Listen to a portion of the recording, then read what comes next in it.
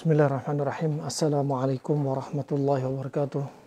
Innal hamdalillah nahmaduhu wa nasta'inuhu wa nastaghfiruh wa na'udzu billahi min syururi anfusina wa min sayyiati a'malina may yahdihillahu fala mudilla lahu wa may yudlil fala hadiya lahu. Asyhadu an la ilaha illallah wahdahu la syarika lahu wa asyhadu anna Muhammadan 'abduhu wa rasuluh. Amma ba'd. Alhamdulillah, ahibati fillah, rahimani wa rahimakumullah jami'an. Di kesempatan pagi hari ini yang indah masyaallah dengan sedikit guyuran hujan, ya tentunya rahmat dari Allah Subhanahu wa taala. Kita berdoa yaitu Allahumma shayyiban nafi'ah, dan jangan lupa sunnah yang dilupakan. Kenakan bagian tubuh kita dengan air hujan ketika awal turun hujan, dan termasuk sunnah yang dilupakan untuk merasakan nikmat Allah Subhanahu wa taala.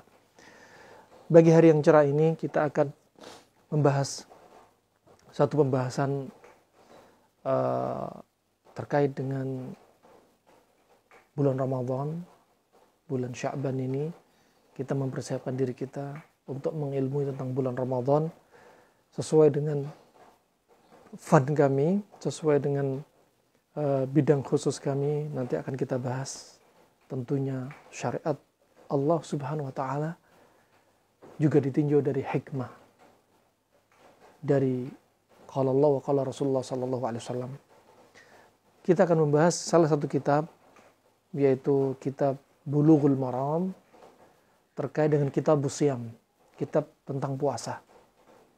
Nah, juga tidak lepas kita akan selalu bahas hikmah-hikmahnya dari syariat ini. Rahman wa rahimakumullah.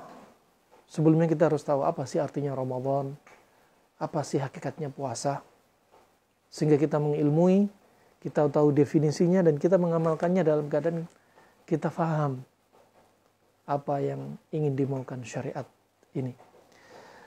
Yang pertama, kita harus tahu definisi as-siyam atau as-shaum. Menurut bahasa, puasa atau as-siyam ini artinya adalah al-imsak. Al-imsak, ya. Sebagaimana juga disebutkan dalam firman Allah Subhanahu wa taala, inni nadartu lirrahmani sauma. Inni nadartu lirrahmani sauma. Sauma di sini artinya imsak, yaitu menahan diri. Ya, menahan diri. Dan adapun menurut syariat, arti dari as-saum dalam syariat adalah sebagaimana disebutkan Imam Nawawi rahimahullah, imsakun makhsusun an syai'in makhsusin fi zamanin makhsusin min syakhsin makhsusin. Ini adalah definisi yang simpel menurut Imam Nawawi rahimahullah, bahwasanya puasa adalah imsak makhsus, yaitu menahan diri dengan cara tertentu, an syai'in makhsus, dari perkara tertentu, ya, fi zamanin makhsus, dari zaman atau waktu tertentu, yaitu zaman Ramadan, bulan Ramadan. Min syakhsin makhsusin, dari orang tertentu, orang yang mengamalkannya tertentu. Nah, tentunya Islam, ya, yang wajib bagi yang baligh, ya. Maka ini definisi puasa. Wa taba'u al-hafidh ala ta'rif illa annahu qala. Adapun al-Hafidh Ibnu Hajar menambahkan definisi yang sebelumnya ini dengan tambahan bisyara'itin makhsusatin, dan dengan syarat-syarat khusus. Nah, untuk menggantikan lafadz min syakhsin makhsusin. Min syakhsin makhsusin. Nah, dan puasa itu punya beberapa nama. Puasa punya beberapa nama. Berkata Syekhul Islam dalam kitabnya Kitab Siyam dari Syarah Al-Umdah jilid 1 halaman 24, wasumiya as-siyam as-sabr. Dan as-siyam atau puasa juga dijuluki dengan as-sabr. Ya, sabar. Sabar artinya kesabaran. Karena as-siyam itu penuh dengan kesabaran. Sehingga puasa juga dijuluki as-sabr. Apa sih itu artinya sabar? Orang-orang Arab di masa lalu, mereka kalau menamakan sesuatu pasti ada asal-usulnya. Ya, seperti as-sabr diambil dari kata as-subur.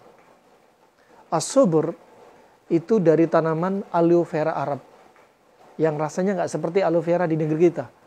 Aloe vera di Arab sangat pahit. Ya.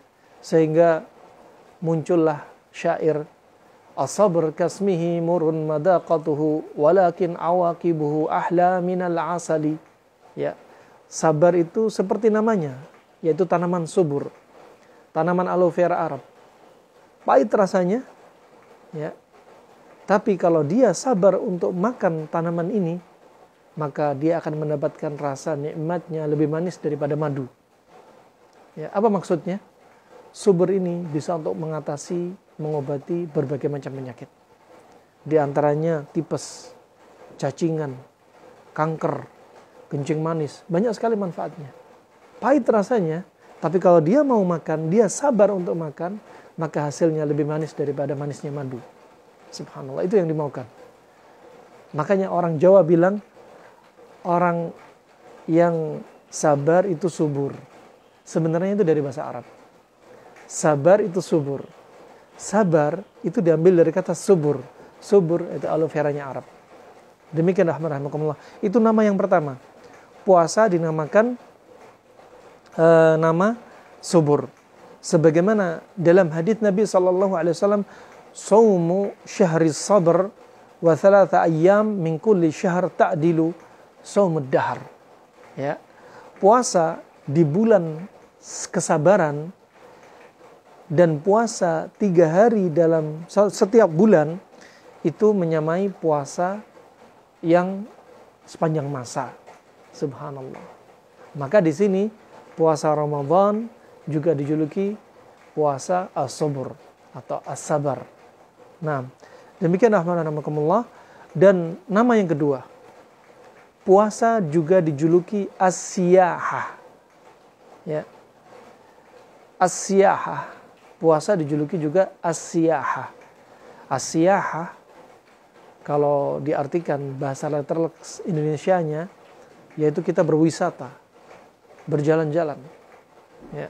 Dalam hal ini kita sedang merasakan wisata bersama ketaatan kepada Allah Subhanahu wa taala.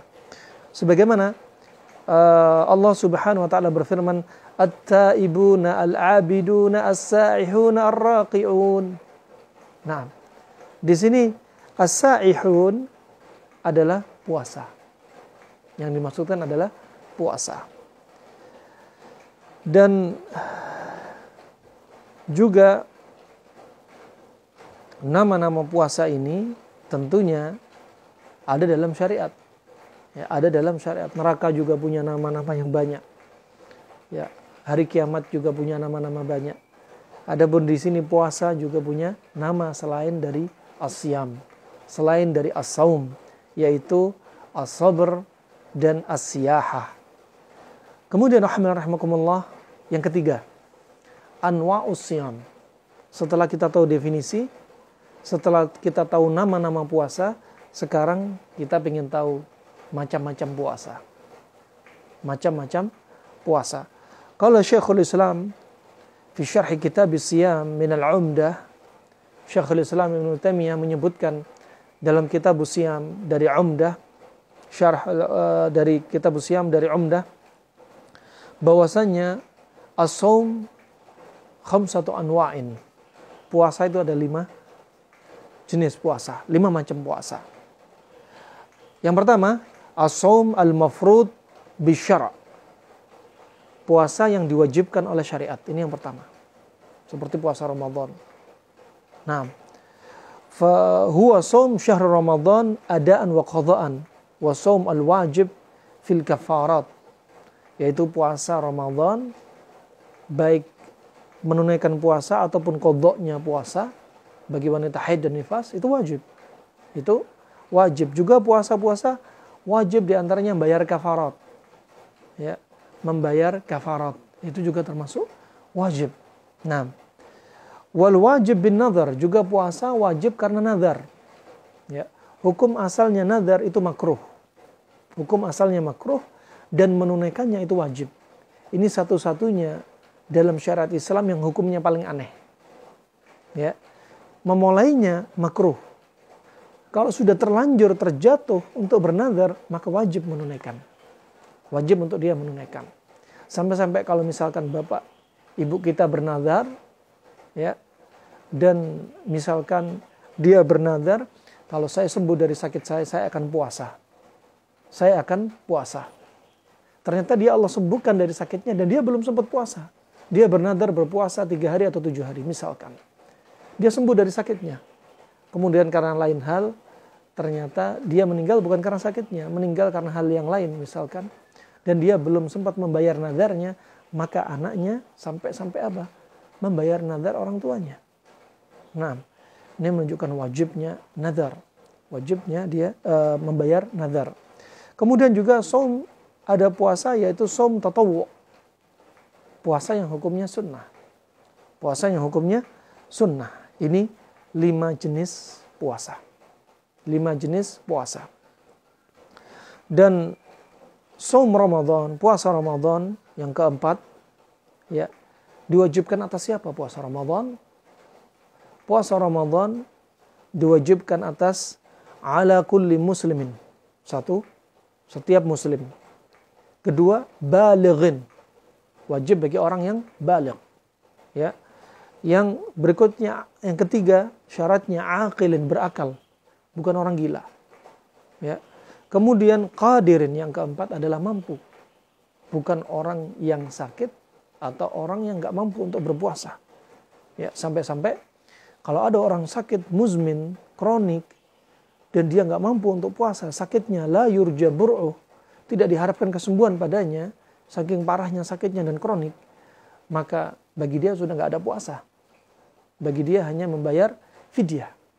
Jikalau sakitnya seperti demikian kondisinya. Demikian halnya. Nah, demikian rahimana rahmakumullah jami'an. Syaratnya apa? Muslim, baligh, aqil, dan qadir. Ini 4 syarat. Harus orang muslim. Adapun puasanya orang kafir, ya, maka nggak diterima. Puasanya munafik yang sampai keluar dari keislaman nggak diterima. Karena nifak dibagi menjadi 2. Nifak i'tiqadi dan nifak amali. Kemunafikan i'tiqadi terkait dengan keyakinan itu sampai mengkafirkan dia. Adapun nifak, kenifakan dari sisi amalan tidak sampai mengeluarkan dia dari Islam. Seperti Umar bin Khattab saja, sahabat ini khawatir dirinya terjatuh dalam kenifakan, masuk jadwal orang-orang munafik, khawatir. Nah, dan nifak i'tiqadi sangat membahayakan. Nifak terkait dengan keyakinan sangat membahayakan.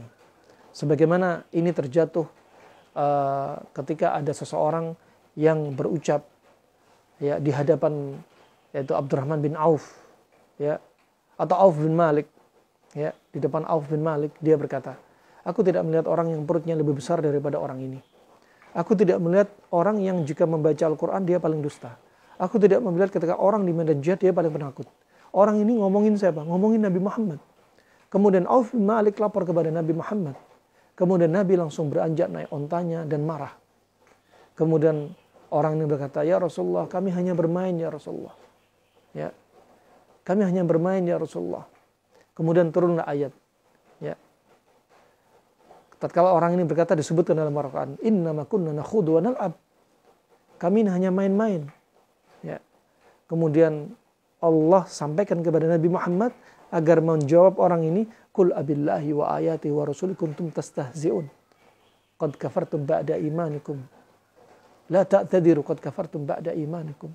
Katakan wahai Muhammad, apakah dia mengejek dengan Allah, dengan ayatnya, dengan Rasulnya? Sesungguhnya dia kafir setelah dia beriman. Gak ada udzur bagi dia. Maka ini termasuk apa? Nifaq i'tiqadi. Kemunafikan yang sampai mengeluarkan dari keislaman. Maka puasanya orang kafir dan munafik i'tiqadi gak diterima. Nah, demikian rahimahumullah jami'an. Maka orang kafir, orang Yahudi, orang Nasrani, mereka punya tata cara puasa, tapi nggak seperti tata caranya Nabi Muhammad. Ya, maka nggak diterima. Pertama, mereka nggak berislam, nggak beriman dengan apa yang dibawa Nabi Muhammad. Kedua, tata cara mereka nggak sama puasanya dengan cara Nabi Muhammad. Ya, mereka punya tata cara sendiri puasa. Allah berfirman, kutiba alaikumusiyam kama kutiba alal ladzina min qablikum la'allakum tattaqun. Allah telah wajibkan bagi kalian puasa. Sebagaimana kaum-kaum yang sebelumnya diwajibkan puasa. Berarti kaum sebelumnya diwajibkan puasa. Tetapi puasanya nggak sama dengan puasanya Nabi Muhammad. Sebagaimana kaidah syar'un ma qablana syar'un lana idza wafaqa syar'una.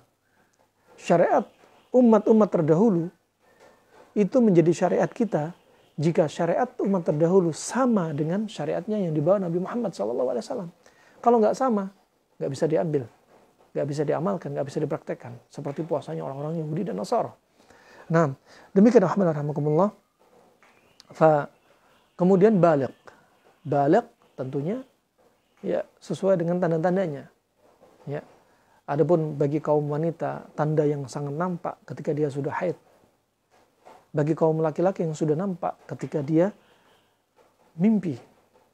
Nah, dan pada kaum wanita tanda yang mengikutinya diantaranya lakukan tubuhnya yang sudah mulai berubah, berisi. Nah, kemudian juga suaranya yang berubah. Dan kemudian juga tumbuh bulu rambut kemaluannya. Demikian laki-laki juga demikian. Suaranya mulai berubah, tumbuh bulu kemaluannya. Nah, dan sebagaimana ketika dalam peperangan Nabi SAW melarang membunuh anak-anak yang belum balik, diantaranya dengan mengetahui bulu kemaluannya. Nah, demikian alhamdulillah jami'an. Dan Allah Subhanahu wa taala sebagaimana telah disebutkan dalam firman-Nya, ya ayyuhalladzina amanu kutiba alaikumusiyam kama kutiba alal ladzina min qablikum la'allakum tattaqun. Ya, sampai firman Allah, faman syahida minkum syahr falyasum. Ya. Wahai orang-orang yang beriman, Allah panggil kita dengan orang-orang yang beriman. Sebaik-baik panggilan dari Allah Subhanahu wa taala. Allah memanggil ciptaannya. Coba, Allah menciptakan hambanya. Allah yang menciptakan. Dan sekaligus Allah kalau memanggil hambanya dengan panggilan yang sangat baik. Ini menunjukkan muamalahnya Allah dengan hambanya yang sangat baik. Wahai orang-orang yang beriman. Ya. Allah tidak memanggil dengan wahai orang-orang yang malas. Enggak. Wahai orang-orang yang tidak tahu syukur nikmat. Enggak. Ya. Wahai orang-orang yang pelaku maksiat. Enggak. Tapi Allah panggil wahai orang-orang yang beriman. Nah, dengan sebaik-baik panggilan. Rahmannya Allah Subhanahu wa taala. Kemudian di sini, wahai orang-orang yang beriman telah diwajibkan atas kalian untuk kalian berpuasa sebagaimana orang-orang yang terdahulu mereka diwajibkan puasa. Agar apa? Agar kalian menjadi orang yang bertakwa, tattaqun. Bertakwa di sini diartikan juga apa? Dijaga iman kalian. Iman kalian ditambah. Juga dijaga kalian dari dosa. Ya. Dan tattaqun kalau diartikan dari sisi yaitu sisi al-hissi, kalau tadi sisi maknawi, tattaqun kalau diartikan dari sisi hissi yang bisa dipegang yaitu apa? Sekaligus kesehatan kita juga dijaga oleh Allah Subhanahu wa taala. Ya, yang tadinya 11 bulan remnya plong, enggak pernah puasa Senin Kemis, enggak pernah puasa Ayyamul Bid, enggak pernah puasa sunnah, bahkan puasa Syawal juga enggak, ya. Jadi makan semua apa yang dia makan saat Ramadan, ya, dibersihkan oleh Allah Subhanahu wa taala. Selain dosanya juga kotoran-kotoran dalam tubuhnya. Coba seandainya Ramadan enggak wajib, banyak orang enggak puasa. Sehingga dipaksakan oleh Allah Subhanahu wa taala, diwajibkan oleh Allah Subhanahu wa taala untuk berpuasa. Ya, dengan itu subhanallah, usus dia dibersihkan dari plak-plak usus. Pembuluh darah dia dibersihkan dari plak-plak pembuluh darah. Saluran kemih dia dibersihkan dari kapur-kapur, dari kotoran-kotoran yang menyebabkan batu ginjal nantinya. Nah, saraf-saraf dia dikuatkan. Nah, kemudian sel-sel tua dia dibunuh, diganti dengan sel-sel yang muda. Ya, calon-calonnya sel tumor dan kanker dibunuh, dihabiskan. Ya subhanallah, kenikmatan puasa. La'allakum tattaqun. Allah juga berfirman, wa antasumu khairul lakum in kuntum ta'lamun. Dan sesungguhnya puasa bagi kalian itu adalah paling baik, lebih baik bagi kalian jika kalian mengilmuinya. Bagaimana mengilmuinya? Belajar. Apa hikmah dari qala Allah, qala Rasulullah. Kita mengetahui ternyata subhanallah ajib puasa ini. Demikian alhamdulillah jami'an. Dan yang berikutnya, yang kelima, kapan Ramadan itu diwajibkan? kapan syariat Ramadan itu diwajibkan. Nah, Imam Nawawi berkata dalam Syarhul Muhadzab, "Shama Rasulullah sallallahu alaihi wasallam Ramadan 9 sinina li'annahu furidha fi Sya'ban fi sana tsaniyah min al-hijrah." Kata Imam Nawawi, Rasulullah sallallahu alaihi wasallam berpuasa di bulan Ramadan itu sekitar 9 tahun, 9 kali Rasulullah berpuasa mendapati Ramadan. Nah, dan kenapa demikian? Karena Ramadan itu diwajibkan pada bulan Sya'ban tahun kedua Hijriah. Pada bulan Sya'ban tahun kedua Hijriah.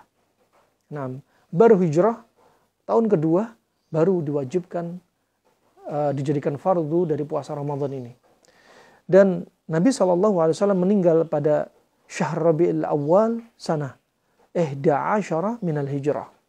Sedangkan Nabi SAW wafat itu pada bulan Rabi'ul Awal tahun 21 dari hijrah. 11 hijrah. Ya. Tahun 11 Hijriah. Rasulullah meninggal pada bulan Rabi'ul Awal tahun yaitu ke-11 Hijriah. Nah, demikian rahmatullah. Dan Nabi SAW mendapati 9 Ramadan secara ijma' menurut para ulama. Mendapati yaitu berpuasa Ramadan 9 kali. Dan Nabi SAW gak pernah meninggalkan i'tikaf sejak di awal diwajibkannya Ramadan sampai wafatnya. Gak pernah meninggalkan i'tikaf. Nah,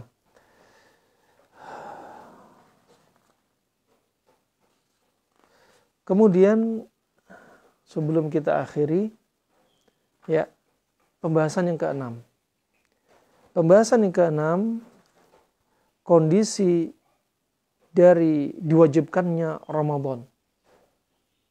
Ya, bagaimana prosesnya dari diwajibkannya Ramadan.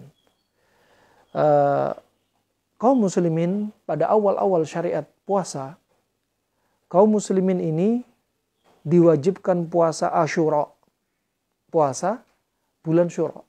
Ya, puasa Asyura, ya, sebagaimana dalam Sahihain dari Aisyah radhiyallahu anha dan Ibnu Umar. Thumma faradallahu syahr Ramadan fasara siyam Asyura mustahabban. Ya. Nah, dan yang setelah momen ini, puasa Asyura ini, kemudian selanjutnya Allah mewajibkan puasa bulan Ramadan. Sehingga apa? Wajibnya puasa Asyura dihapus, diganti menjadi mustahab, menjadi sunnah. Yang wajib menjadi yaitu bulan Ramadan, 29 hari atau 30 hari. Ya, 29 hari atau 30 hari. Nah, faedah sebagaimana datang di awal Islam, ya, yang mana diharamkan bagi orang yang berpuasa untuk makan, minum, jima, hubungan intim, ya, dan hina yanam aw yusalli al-isya al-akhirah fa ayyuhuma wajada awwalan hasala at-tahrim thumma nusikha dzalika wa ubiha lahu al-jami' ila tulu'il fajr.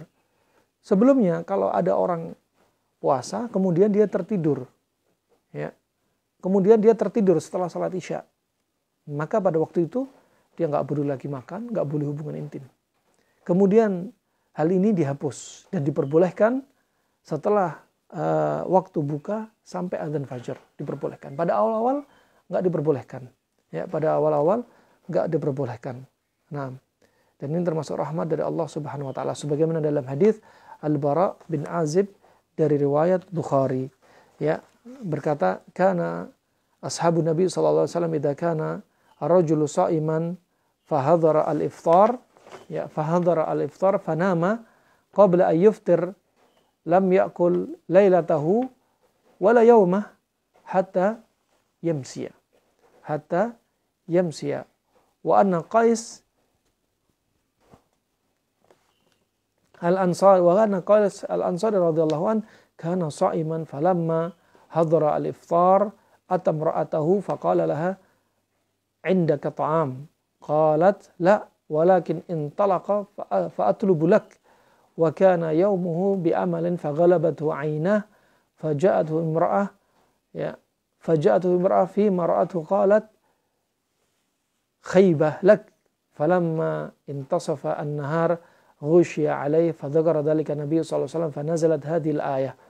Nah, maka tatkala yaitu Qais al-Ansari ini ketika mendatangi istrinya ketika iftar dan dia nggak dapat makanan, dia tertidur, dia nggak makan sampai waktu fajar, berarti dia terhitung nggak boleh makan sampai buka lagi.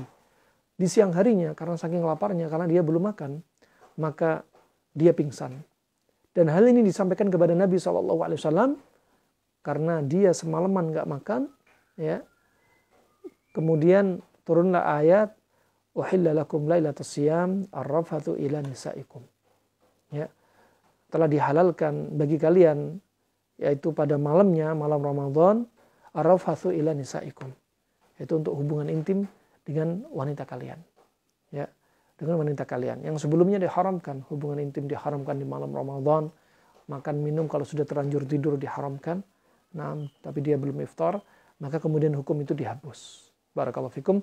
Ini muqaddimah, kata pengantar pelajaran kita pagi hari ini dari kitab Bulughul Maram.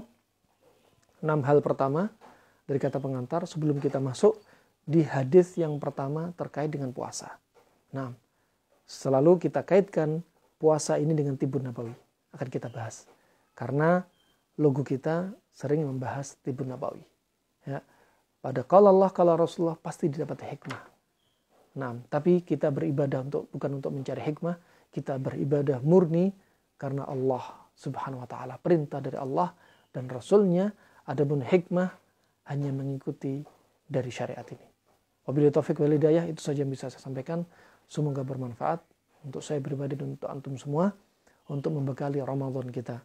Ya, jika ada salahnya harap dimaklumi karena tidak ada manusia yang tidak salah dan jika ada benarnya dari Allah semata. Wabillahi taufiq wal hidayah, subhanakallahumma bihamdik asyhadu an la ilaha illa anta astaghfiruka wa atubu ilaik. Wassalamualaikum warahmatullahi wabarakatuh.